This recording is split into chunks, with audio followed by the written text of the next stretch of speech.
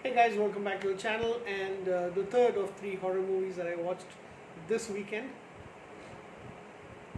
and probably the better of the three. The other two were really disappointing. This one I will give it a little bit higher score, but not by much. Alright, so I've been waiting for this to see whether they will actually do better than the first movie, which was something that I was really looking forward to, but it's a disappointment. I'm talking about The Nun, Valak. And I have a review for the first movie which came out in 2018 in my channel, so you can go and watch that. But we're talking about The Nun II, also known as The Nun Chapter 2, which came out this year. And the trailers made it look really awesome. And there's a few scenes that I really like, some not so much. But yeah, it is better than the first one. So this is directed by Michael Chavez with a screenplay by Ian Goldberg, Richard Nang and Akilah Cooper. Stories from Akilah Cooper. And it serves as a sequel to The Nun, and it's the 8th installment in the Conjuring universe. The movie stars Tasia Farmiga, Jonas Bloquet from both of them, and Bonnie Aarons, of course, from the previous movie. You also have Storm Reed and Anna Popplewell joining as well in the movie. James Wan is a producer of the film. So this one is actually set a few years later. It's 1956, and well, basically in a church in France, this priest is, after the altar boy gets scared, the priest is raised into the air, set on fire in the night, and killed.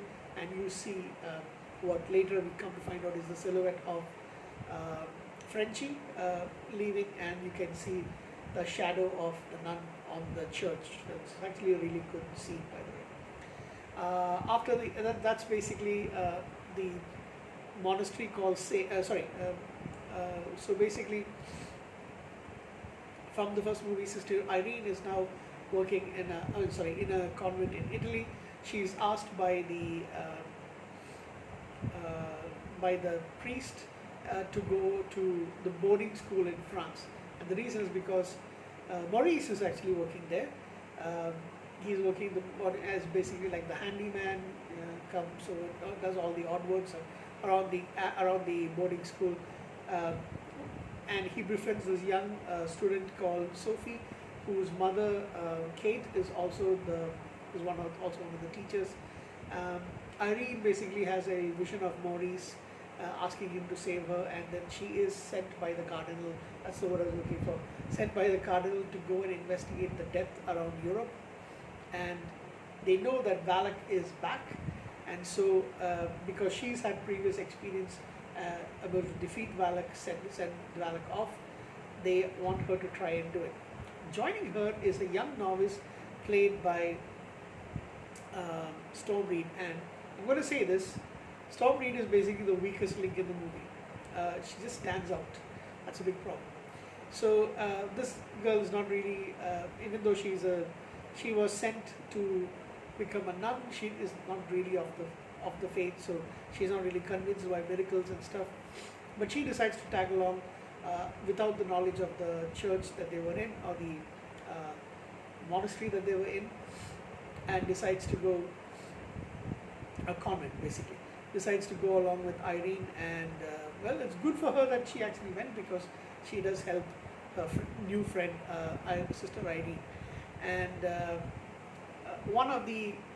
you see one of the kills earlier on, when a girl who comes to deliver something, she sees Maurice talking to Valak, or basically something they kind of having it in a lower chamber, and then she is captured and then killed by the demon Valak. And then Irene, when she comes in, she tells a story about what happens in the previous movie, the events of the previous movie too. Storm Reed's character, who is Sister Deborah. They go and meet with the librarian in I'm not really sure what it is, but it's called the Palais des Papes in France. I'm guessing it's something higher up on the Catholic Church totem pole. and he basically tells the story of Valak. Says the demon was basically an angel who was rejected by God and hence uh, went to hell. And the emblem on the rosary, which is basically what there was there in the beginning of the movie, is the family crest of Saint Lucy. Now she was actually martyred by a pagan, whatever that means. And even though she was set on fire, she did not actually burn. Her eyes were gouged out, and her family basically took it out, took them back, and they formed this relic, which is supposed to be really powerful, and it can defeat Valak. So it is stored in a former monastery, which was later turned into a winery, and now it is conveniently enough, the present day boarding school that you actually see there, run by convents, run by nuns. So now Maurice is having a little bit of a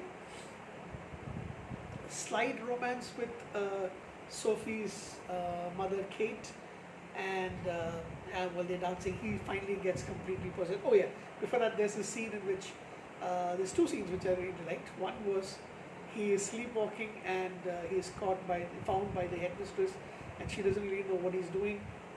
So she sends him back when he wakes, and then what happens is she sees Valak in the form of her deceased son, and that attacks and kills her.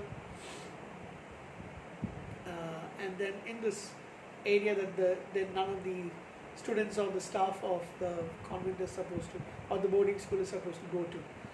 And the other scene is when after Sophie is trying to find out some information, Irene is trying to find out some information, she sees, she got this vision of Valak, and she goes into this area where there's a big, like a magazine and newspaper spread, and the papers, all they turn to form Valak's face, and then Valak attacks her and all that. So that's really a good scene to actually watch. Tension filled, plus a little bit of a jump scare, but it is really good. So anyway, Maurice later completely has become like a monster. There's this goat that is created from a stained glass on this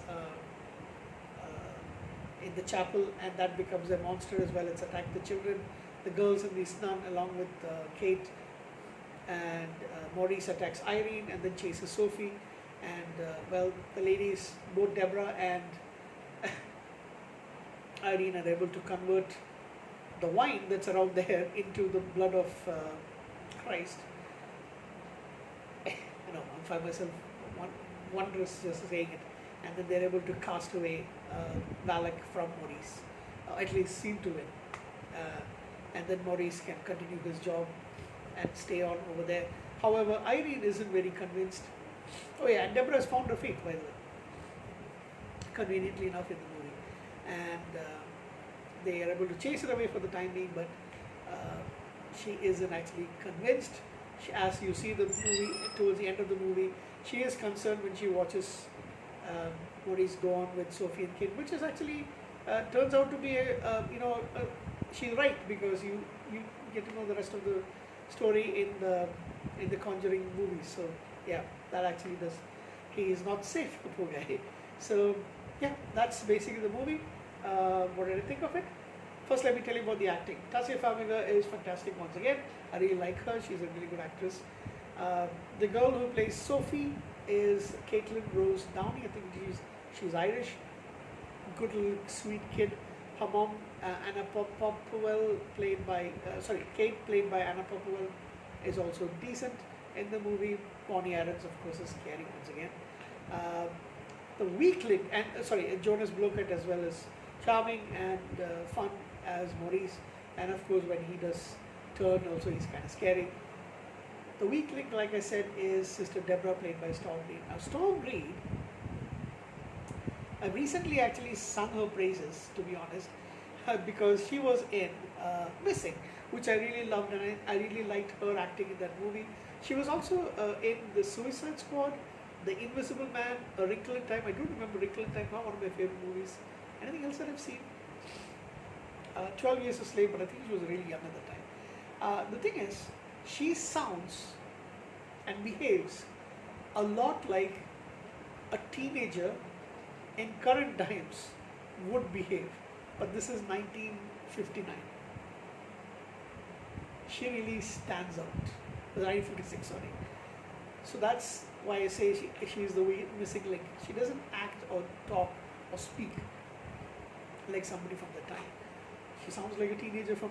She's 20 years old, but you know what I mean.